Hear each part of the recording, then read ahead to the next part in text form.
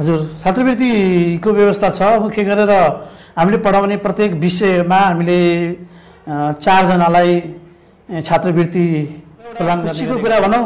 भर्खरै आजै मात्र पनि हामीले परिषद कार्यालयसँग सम्पर्क गर्दा हामीले पढाइरहेका विषयहरू मध्येमा पनि 2वटा स्वास्थ्यका थप कार्यक्रमहरू स्वीकृति भएको जानकारी आएको छ।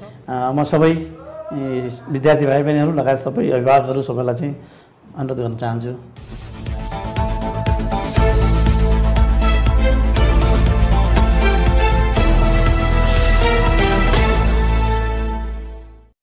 दर्शकवृन्द नमस्कार। इन्द्रेणी अनलाइनमा यहाँहरूलाई हार्दिक स्वागत छ। दर्शकवृन्द, यति बेला हामी इन्द्रेणी अनलाइनको विशेष अन्तर्वार्तामा छौँ। दर्शकवृन्द, लामो समयदेखि कोरोना भाइरसका कारण देश आक्रान्त छ। कोरोना भाइरसकै कारण शैक्षिक संस्थाहरू पनि पूर्ण रूपमा बन्द रहेका छन्। लामो समयदेखि बन्द रहेका शैक्षिक संस्थाहरू पुनः सञ्चालनमा आउन थालिसकेका छन्। यस्तै शहीद कृष्णसेन इच्छुक बहुप्राविधिक शिक्षालयले पनि आफ्नो भर्ना अभियान सुरु गरेको छ। आज हामी शहीद कृष्णसेन इच्छुक बहुप्राविधिक शिक्षालयको भर्ना अभियान र बहुप्राविधिक शिक्षालयबारे कुरा गर्न गइरहेका छौँ। आज हामीसँग हुनुहुन्छ शहीद कृष्णसेन इच्छुक बहुप्राविधिक शिक्षालयका शिक्षालय प्रमुख यादव सुवेदी। तपाईँलाई कार्यक्रममा स्वागत छ। धन्यवाद। बहुप्राविधिक शिक्षालयले अहिले भर्ना सुरु गरेको छ लामो समयपछि। कोरोनाको अवस्थामा त पुरै बन्द भएन सर? हजुर, यही कोरोनाको बिचमा पनि प्राविधिक शिक्षालय अब खुल्ने सुरुवात गरिरहेको छ।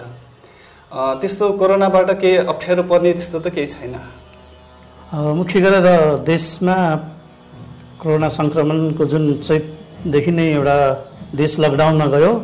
कोरोना सङ्क्रमणले विश्वलाई आक्रान्त पारिरहेको अवस्थामा नेपाल पनि पछुतो रहन सकेन र हाम्रा शैक्षिक संस्थाहरू लगायत हामी यो शहीद कृष्णसेन इच्छुक पनि बन्द हुन गयो र लामो समयसम्मको यो लकडाउन शैक्षिक पठन पाठनका कार्यहरू रोकिन पुगे र त्यही क्रममा हामीहरूले यो नयाँ कार्यक्रमहरू अथवा विद्यार्थीहरूलाई पठन पाठनका कार्यक्रमहरू अगाडि बढाउन सकेनौँ र हाल पनि अहिले केही रूपमा खुकुलो भएको अवस्था छ र अहिले सरकारले पनि नेपाल सरकारले पनि शिक्षण संस्थाहरू अझै केही समय नखोल्ने भनेर भनिरहेको अवस्थामा अब हामीले हाम्रो विद्यार्थीहरूलाई पठन पाठनमा सधैँ यसरी राख्न नसकिने अवस्था र विद्यार्थीहरूलाई पनि पठन पाठनसँग जोड्नुपर्ने अवस्था सिर्जना भएको छ र त्यसै क्रममा हामीहरूले पनि विद्यार्थीहरूलाई पढाउनका लागि विभिन्न माध्यमहरू प्रयोग गर्दै नेपाल सरकारले तोकेका निश्चित मापदण्डहरू पुरा गर्दै हामीले शैक्षिक गतिविधिहरू विभिन्न माध्यमहरूबाट अनलाइन क्लासहरूको रूपमा भर्चुअल क्लासहरूको रूपमा हामीले यसरी विद्यार्थीहरूलाई जोड्ने कामहरू गर्दै आइरहेका छौँ। अब प्राविधिक शिक्षा अहिले नेपालमा अलि बढी नै सुनिने गरिरहेछ। सरबाट जान्न चाहन्छु, प्राविधिक शिक्षा भनेको चाहिँ के हो त? वास्तवमा प्राविधिक शिक्षा भनेको एउटा गरी खाने शिक्षा भनिन्छ यसलाई र यो प्राविधिक शिक्षा भन्दाखेरि एउटा कुनै पनि व्यक्तिलाई एउटा सिपयुक्त बनाउने, दक्ष बनाउने, हातमा सिपहरू लिएर उनीहरूले भोलिको दिनमा यो सिपको सदुपयोग गर्दै उनीहरूले आय आर्जन गर्न सक्ने, रोजगारी गर्न सक्ने अथवा उनीहरूले स्वरोजगार गर्न सक्ने, व्यवसाय गर्न सक्ने र एउटा व्यक्तिहरू जुन अहिले बेरोजगारी समस्याहरू ठुलो छ, साथसाथै रोजगारीका अवसरहरू नभएको कारणले धेरै नेपालीहरू बाहिर जाने अवस्थाहरू पनि छ र ती युवाहरूलाई, युवतीहरूलाई स्वदेशमै प्राविधिक शिक्षाहरू दिएर अनि उनीहरूलाई सिप सिकाएर दक्ष बनाएर उनीहरूले स्वदेशमै केही गर्न सकुन् भन्ने उद्देश्यका साथ चाहिँ यो प्राविधिक शिक्षा दिने गरेको हो र मुख्य गरेर प्राविधिक शिक्षा भनेको एउटा रोजगारमूलक शिक्षा हो र यहाँका युवा युवतीहरूलाई एउटा व्यवसायी बनाउने, एउटा सक्षम गरी खाने बनाउनका लागि नै प्राविधिक शिक्षा दिने गरिएको छ। यो खास गरी यो कस्ता विद्यार्थीहरू चाहिँ पढ्न सक्नुहुन्छ सर? मुख्य गरेर प्राविधिक शिक्षा लिन चाहने विद्यार्थीहरू पक्कै पनि धेरै मात्रामा हामी पाउने गर्छौँ। धेरै मान्छेहरू प्राविधिक शिक्षा लिनको लागि उत्साहित हुने गरेका छन् र मुख्य गरेर यो प्राविधिक शिक्षा लिइसकेपछि अथवा प्राविधिक शिक्षा लिनका लागि कस्तो व्यक्तिहरू उपयुक्त हुन्छ भने जो ऊ आफै भित्री रूपमा म प्राविधिक शिक्षा हासिल गर्छु र मैले सिप सिक्छु, म दक्षता हासिल गर्छु र मैले यो सिकेको सिपलाई सही सदुपयोग गर्दै मैले आफ्नो यही शिक्षा मार्फत मैले आफ्नो रोजगारीका अवसरहरू अथवा मैले आफ्नो व्यवसायका कामहरू गर्न सक्छु र म एउटा आफ्नो खुट्टामा आफै उभिने किसिमको हुन सक्छु भन्ने चाहने र मुख्य गरेर अझ विपन्न परिवार, दलित, जनजाति, अपाङ्ग, द्वन्द्व पीडित यस्ता विद्यार्थीहरूलाई चाहिँ मुख्य गरेर फोकस गरेर हामीले प्राविधिक शिक्षाहरू दिने गरेका छौँ। यसको चाहिँ शैक्षिक स्तर चाहिँ कहाँबाट सुरु हुन्छ? जस्तो एसएलसीबाट अथवा 12 पास गरेको हुनुपर्ने त्यस्तो के छ सर यसको मापदण्ड? मुख्य गरेर यो हामीले डिप्लोमा लेभलको कार्यक्रम सञ्चालन गर्छौँ। डिप्लोमा भनेको यो प्रवीणता प्रमाणपत्र तह अथवा प्रमाणपत्र तह लेभलको पढाइ हुने हो यो। र यसमा एसएलसी अथवा एससी भन्छौँ हामीले। एससीको इक्जाम पछि दिइसकेपछि उनीहरूले चाहिँ हाम्रो विभिन्न विषयका प्राविधिक विषयहरूमा उनीहरूले अध्ययन गर्न सक्छन्। अध्ययन गर्न चाहने हो भने उनीहरूलाई हामी भर्ना लिन्छौँ र निश्चित अब क्राइटेरियाहरू छन्। त्यो क्राइटेरियाहरू पुरा गरेर हामीले निश्चित सिटहरू सङ्ख्याहरू हुन्छ र त्यो सिट सङ्ख्याहरूमा हामी चाहिँ विद्यार्थीहरू भर्ना गरेर पढाउने गरेका छौँ। अनि सर त्यस्तो कुनै विषयमा चाहिँ यति चाहिँ ल्याउनु पर्ने भन्ने त्यस्तो केही हुन्छ कि के छ त्यसको? छ, पक्कै पनि। अब यो प्राविधिक शिक्षा भनेको एउटा हामी ज्ञान सिकाउँछौँ, साथसाथै सिप सिकाउँछौँ र एउटा असल नागरिक बनाउने एटिच्युडहरू पनि सिकाउँछौँ। र यसमा पढ्नका लागि मुख्य गरेर हामी यो डिप्लोमा लेभलको कार्यक्रममा विषयगत रूपमा केही निश्चित क्राइटेरियाहरू छन्। जस्तो स्वास्थ्यसँग सम्बन्धित कार्यक्रमहरूमा भर्ना हुनका लागि एससीमा सी ग्रेड प्राप्त गरेको हुनुपर्ने छ। इङ्ग्लिस, अङ्ग्रेजी, म्याथ र साइन्समा चाहिँ सी ग्रेड आएको हुनुपर्ने छ। र अन्य विषयहरूमा चाहिँ जस्तो फरेस्ट्री विषयहरू छ हामीसँग, त्यसपछि कृषिको छ, फुड एन्ड डेरी कार्यक्रमहरू छ। त्यसमा चाहिँ हामीले 2टा विषयमा सी आउनुपर्ने र कुनै एउटा विषयमा D+ आएमा पनि भर्ना गर्ने प्रावधान रहेको छ। त्यस्तै गरेर अब होटल म्यानेजमेन्ट भन्ने विषयहरू छ। त्यो होटल म्यानेजमेन्ट विषयमा इङ्ग्लिस, म्याथ र साइन्स 3वटामै D+ आएमा पनि त्यसमा अप्लाई गर्न पाउने प्रावधान छ। सर यो दाङमा चाहिँ शहीद कृष्णसेन इच्छुक बहुप्राविधिक शिक्षालय कहिले स्थापना भएछ सर? मुख्य गरेर शहीद कृष्णसेन इच्छुक बहुप्राविधिक शिक्षालय नेपाल सरकारले यो दाङ जिल्लामा एउटा प्राविधिक शिक्षा लिन चाहने व्यक्तिहरूलाई, यहाँका अथवा यो क्षेत्रका व्यक्तिहरूलाई प्राविधिक शिक्षा अध्ययनका लागि सहज होस्, प्राविधिक शिक्षा लिनको लागि टाढा जान नपरोस् भन्ने उद्देश्यका साथ 2075 साल भाद्र 27 गते यो शहीद कृष्णसेन इच्छुक बहुप्राविधिक शिक्षालय स्थापना भयो। र यसको स्थापना सँगसँगै प्राविधिक शिक्षा तथा व्यावसायिक तालिम परिषदले यसलाई चाहिँ एउटा नमुना शिक्षालयको रूपमा पनि विकास गरेर 5 नम्बर प्रदेशको एउटा नमुना शिक्षालयको रूपमा विकास गर्ने चाहिँ उद्देश्यका साथ यो प्राविधिक शिक्षालय यहाँ यसरी 75 साल भाद्रदेखि सञ्चालनमा आएको हो। र यसरी हामीले अहिलेसम्म पनि थुप्रै कार्यक्रमहरू यसरी बढाउँदै लगेका छौँ।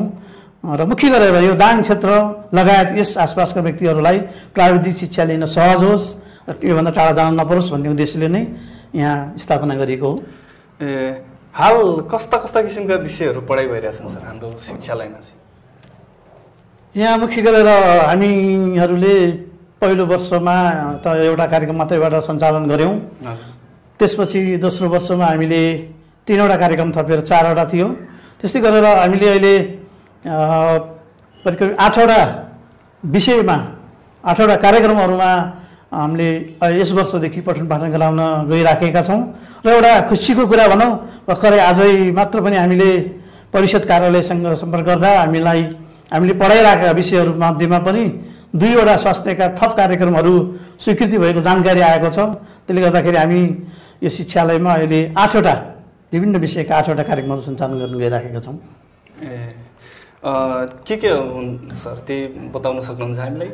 पक्कै पनि ती विषयहरूमा मुख्य गरेर हामीले फरेस्ट्री भन्छौँ, डिप्लोमा इन फरेस्ट्री प्रोग्राम हो। सबै 3 वर्षीय कार्यक्रमहरू छन्। त्यसै गरी यो कृषि बाली विज्ञान कार्यक्रम छ।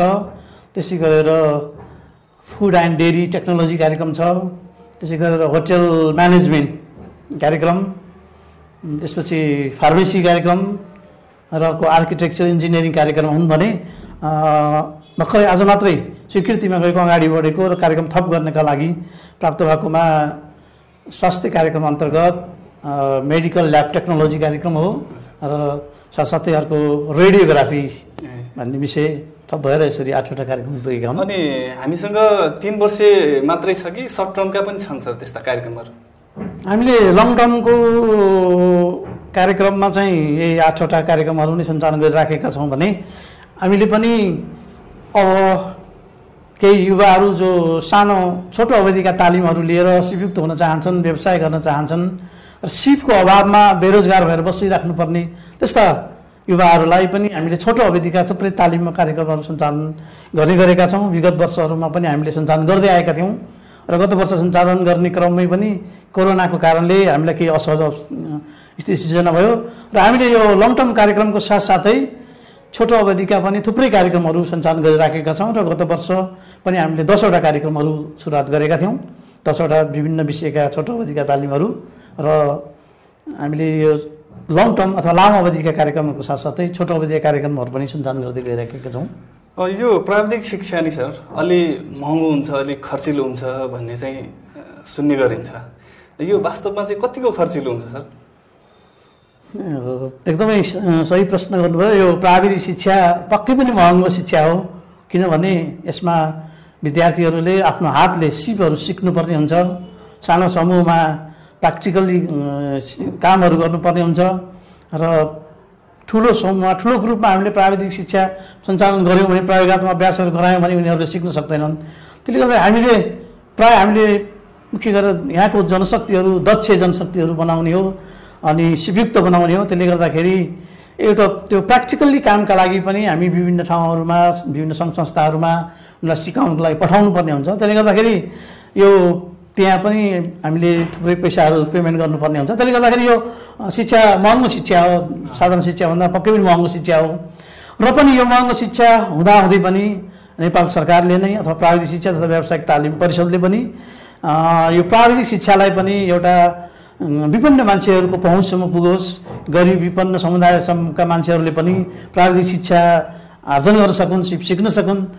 प्राविधिक शिक्षा पैसाको कारणले अथवा चाहिँ यो लगानी गर्न नसकेर पढ्न सक्ने अवस्था सिर्जना नहोस् भनेर यो सिटिभिटीले देशभरिका थुप्रै शिक्षालयहरूमा सर्वसुलभ रूपमा, सहज रूपमा, सहुलियत रूपमा यस्ता प्राविधिक शिक्षालयहरू स्थापना गर्दै गइरहेको छ र हामीले पनि सर्वसुलभ रूपमा नै यो शिक्षा प्रदान गर्न लागिरहेका छौँ।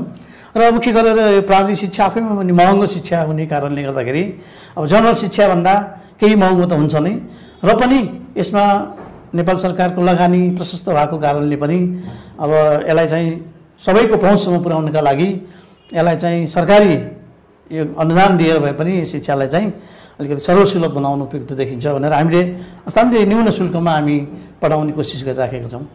जस्तो निम्न शुल्कमा पनि भन्नुभयो, विपन्न वर्गहरूको कुराहरू पनि आए। यो चाहिँ सरकारले चाहिँ बेहोर्ने हो या कसरी चाहिँ यो विपन्न वर्गसम्म कसरी पुग्न सक्छ? एकतिर चाहिँ हजुरले आफै भन्नुभयो अलिकति खर्चिलो छ पनि भन्नुभयो। यो चाहिँ खर्चिलो हो भने त विपन्न वर्गसम्म पुग्न त अलिक गाह्रो हुने भयो नि, यसलाई चाहिँ कसरी म्यानेजमेन्ट गरिरहेछ त? हो, यो विपन्न वर्गहरूले पहिला यो शिक्षा आर्जन गर्न नसकेर अनि यो नपढेका थुप्रै उदाहरणहरू छन् र अब मुख्य गरेर राज्यको लगानी प्राविधिक शिक्षातर्फ बढ्यो भने र एउटा विद्यार्थीहरूलाई पढ्नका लागि चाहिँ जुन शुल्कहरू छ, शुल्कहरू निर्धारण गरेर र प्राविधिक शिक्षामा चाहिँ लगानी गरेर अनि सरकारी तौरबाटै सरकारले नै त्यो बेहोर्दिएको कारणले नै हामीले यो प्राविधिक शिक्षा संस्थामा सञ्चालन गर्न सक्ने हो। नत्र भने विद्यार्थीहरूले आफै लागत शुल्क सम्पूर्ण तिरेर पढ्न सक्ने अवस्था छैन र विद्यार्थीहरूलाई एउटा सर्वसुलभकै लागि पनि उनीहरूलाई सरकारले नै अथवा राज्यले नै ती संस्थाहरू जुन प्राविधिक शिक्षा दिने संस्थाहरू छन् तिनीहरूलाई अत्यन्त न्यून शुल्कमा पढाउनका लागि र ती संस्थाहरूलाई त्यहाँको पूर्वाधार विकासका लागि र प्रशिक्षणमा लाग्ने अथवा प्रशिक्षणका क्रममा लाग्ने अनेक शुल्कहरूमा चाहिँ सरकारी तौरबाट सहयोग पुर्याइएको अवस्थाले मात्रै हामीले सुलभ रूपमा सञ्चालन गर्न सकेको हो। अनि हाम्रो त के अरे यो राप्ती पहिलाको चाहिँ राप्ती, अहिले चाहिँ 5 नम्बर प्रदेश भइसकेपछि यो क्षेत्रका टाढा टाढाबाट दुर्गम ठाउँबाट पनि आउने विद्यार्थीहरू आउने गर्दछन्। त्यो होस्टेलको व्यवस्था केही छ शिक्षालयको तर्फबाट? हाम्रो शिक्षालय स्थापना भएको धेरै समय भएको छैन, 2075 साल भनिसकेँ मैले। र 2075 सालदेखि हामीले मुख्य गरेर पहिलो प्रायोरिटी हामीले हाम्रो संरचनाको विकास र विस्तार र मुख्य गरेर हामीले विद्यार्थीहरूलाई पढाउँदाखेरि हामीलाई चाहिने भौतिक संरचनाहरू र हामीलाई चाहिने विद्यार्थीहरूलाई उपलब्ध गराउन सक्ने सेवा सुविधाहरूलाई नै पहिलो प्रायोरिटी हामीले दिएर यहाँ अहिले पूर्वाधार संरचना निर्माणतर्फ हामी अगाडि बढिराखेको अवस्था छ। र हामीले भवन संरचनाहरू अथवा समग्र पूर्वाधारका विकासका कामहरूलाई अगाडि बढाइराखेका छौँ। र अहिले अब विभिन्न दुर्गमको स्थानबाट आउने विद्यार्थीहरू हुनुहुन्छ, विभिन्न यो पूर्व राप्ती अञ्चल भनौँ अथवा विभिन्न जस्तो कर्णाली अञ्चलको थुप्रै मान्छेहरू यहाँ आउने गर्नुभएको छ र विभिन्न क्षेत्रहरूबाट यहाँ विद्यार्थीहरू पढ्न आउने गर्नुहुन्छ। र यहाँ हामीले अहिले होस्टेलको व्यवस्था गर्न सकेका छैनौँ, किनभने यो घोराई एउटा अलिकति साधन स्रोत सम्पन्न ठाउँ पनि हो र यहाँ विद्यार्थीहरूले बस्नका लागि थुप्रै निजी स्तरमा सञ्चालित होस्टेलहरू पनि छन् र थुप्रै कोठाहरू भाडामा लिएर आफै विद्यार्थीहरूले बस्न सक्ने अवस्था पनि छ र भाडा लिनको लागि भवनहरूको अभाव पनि छैन। र त्यसले गर्दाखेरि यहाँ हामीले होस्टेलको व्यवस्था गर्न सकेका छैनौँ र विद्यार्थीहरूले आफै म्यानेज गरेर बस्ने गरेका छन्। र हामीले यो होस्टेलको व्यवस्था गर्ने एउटा सोच बनाएको छौँ र आगामी वर्ष हामीले होस्टेलका लागि होस्टेल निर्माणका लागि हामी प्रक्रिया अगाडि बढाउँछौँ। यो सरकारी एउटा अर्ध सरकारी होइन त सर? सरकारी नै हो, सरकारी संस्था हो। यहाँ छात्रवृत्तिहरू पनि हुन्छ होला नि, त्यस्तो के छ? हजुर, छात्रवृत्तिको व्यवस्था छ। मुख्य गरेर हामीले पढाउने प्रत्येक विषयमा हामीले 4 जनालाई छात्रवृत्ति प्रदान गर्ने गरेका छौँ। प्रत्येक विषयमा 4 जनाले छात्रवृत्तिहरू पाउने गरेका छन्। त्यस्तै गरेर नेपाल सरकारले पनि यो अति विभिन्न दुर्गम मुस्लिम दलितहरूलाई टार्गेट गरेर यस्ता छात्रवृत्तिका थुप्रै कार्यक्रमहरू ल्याउने गरेको छ र त्यसै क्रममा हामीले एउटा कार्यक्रम यहाँ सञ्चालन पनि गरेका छौँ। र यो सिटिभिटीले अथवा नेपाल सरकारले विद्यार्थीहरूको लागि जस्तो जुन विपन्न मुस्लिम दलित विद्यार्थीहरूलाई टार्गेट गरेर करोडौँ रुपियाँहरू चाहिँ यो छात्रवृत्तिका लागि पढाउने भनेर चाहिँ प्रत्येक वर्ष खर्च गर्ने गरेको छ, लगानी गरेको छ। र त्यसले गर्दाखेरि धेरै मान्छेहरू चाहिँ यो छात्रवृत्तिहरू लिने गरेका छन्। जस्तो हामीले पनि प्रत्येक कार्यक्रममा 4वटा व्यक्तिहरू प्रत्येक कार्यक्रम वाइज 4 जना विद्यार्थीहरूलाई छात्रवृत्तिमै अथवा छात्रवृत्ति के पूर्ण शुल्कीय छात्रवृत्तिको रूपमा अथवा के यो वर्गीय छात्रवृत्तिको रूपमा र एउटा मेरिट छात्रवृत्तिको रूपमा हामीले पढाउँदै आएका छौँ। र यो देशभरि नै हरेक कार्यक्रममा 4 जनाको विद्यार्थीहरूलाई चाहिँ निःशुल्क रूपमा पढाउने जुन प्राविधिक शिक्षा तथा व्यावसायिक तालिम परिषदको नीति छ र यसले थुप्रै विद्यार्थीहरू लाभान्वित भएको हामीले पाएका छौँ। करिब हामी अन्तिम आइसकेका छौँ सर। त्यस्तो चाहिँ मैले सोध्न बिर्सेका छुटेका केही भन्न छ मन लाग्छ भने हजुरले चाहिँ भन्न सक्नुहुन्छ। मेरो मुख्य गरेर प्राविधिक शिक्षा हामी सञ्चालन गर्न लागिराखेका छौँ। शहीद कृष्णसेन इच्छुक बहु प्राविधिक शिक्षालयलाई हामीले एउटा गुणस्तरीय शिक्षा प्रदान गर्ने संस्था शैक्षिक संस्थाको रूपमा विकास गर्न खोजिराखेका छौँ। र हामीले चाहँदै पनि विभिन्न ठाउँहरूबाट विभिन्न समयमा विभिन्न कारणहरूले हामीले सोचेअनुसार गर्न नसके तापनि हामी एउटा यो शिक्षालाई एउटा गुणस्तरीय शिक्षा र यहाँका मान्छेहरूलाई यो सिपहरू सिकाएर भोलिका दिनमा उनीहरूले केही गर्न सकुन्, सिप सिकेर उनीहरूले आफ्नो व्यवसाय गर्न सकुन्, हातमा सिपहरू लिएर त्यो सिपको सदुपयोग गर्दै कमाउन सिकुन्, रोजगार हुन सिकुन् भन्ने उद्देश्य राखेर हामीले यो प्राविधिक शिक्षा यहाँ सञ्चालन गरिराखेका छौँ। र पक्कै पनि गुणस्तरको कुराहरू गर्नुपर्दाखेरि हामीले प्राविधिक शिक्षालाई गुणस्तरीय बनाउनका लागि हामी सबैको योगदान उत्तिकै आवश्यक हुन्छ। र हामीले गुणस्तरीय शिक्षा सञ्चालन गर्नका लागि शिक्षालयको वातावरण अथवा हाम्रो शिक्षालयको इन्भाइरोमेन्ट चाहिँ विद्यार्थीहरूलाई पढ्न सक्ने इन्भाइरोमेन्टहरू तयार गर्नुपर्ने हुन्छ। त्यसले गर्दाखेरि एउटा प्रयोगात्मक अभ्यासका लागि प्रयोगात्मक अभ्यास अथवा उनीहरूले सिक्नका लागि एउटा फिल्ड इन्भाइरोमेन्टहरू अथवा उनीहरूले प्र्याक्टिस गर्ने ठाउँहरू उपयुक्त हुनुपर्छ अनि मात्रै उनीहरू चाहिँ दक्ष हुन सक्छन्। त्यसले गर्दा हामी त्यतातिर लागिरहेको हुनाले म यो कृष्णसेनमा पढ्नका लागि अथवा कृष्णसेनमा प्राविधिक शिक्षा अध्ययन गर्न चाहने थुप्रै युवा विद्यार्थी भाइ बहिनीहरूलाई साथसाथै अभिभावकहरूलाई र सम्बन्धित सरकारहरू व्यक्ति सबैलाई म के अनुरोध गर्न चाहन्छु भने तपाईँहरूलाई हामी यो प्राविधिक शिक्षाहरू सञ्चालन एउटा सर्वसुलभ रूपमा सबैलाई पढाउन चाहिराखेका छौँ र तपाईँहरूको इच्छा र तपाईँहरूले रोजेका विषयहरूका लागि हामी कहाँ आउनुहोस्, हामी चाहिँ तपाईँहरूलाई सिप प्रदान गर्छौँ, दक्ष बनाउँछौँ, रोजगारी हुनतर्फ उन्मुख हुने बनाउँछौँ। त्यसका लागि चाहिँ म सबै विद्यार्थी भाइ बहिनीहरू लगायत सबै अभिभावकहरू सबैलाई चाहिँ अनुरोध गर्न चाहन्छु। हस्, धन्यवाद। दर्शकबिन यति बेलासम्म हामीलाई हेरिदिनु भएकोमा धेरै धेरै धन्यवाद। हाम्रो कार्यक्रम तपाईँलाई कस्तो लागिरहेको छ कमेन्ट बक्समा गई कमेन्ट गरिदिनु होला।